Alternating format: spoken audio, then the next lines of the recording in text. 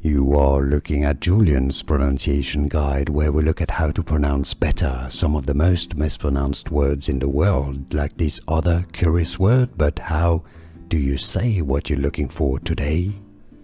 Let's learn how to pronounce the name of this superclass of vertebrata. If you want to learn more names from biology that are confusing like this, stay tuned. I've got more videos you'll want to learn from and listen to. Gnathostomata. How to pronounce it?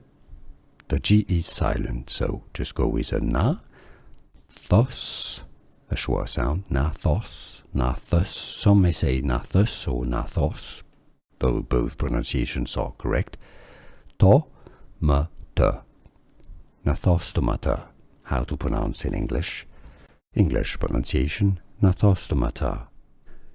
Here are more videos on how to pronounce more confusing words and names too many mispronounced. Like this video if you found it useful. I appreciate your support. I'll see you soon and thanks for watching.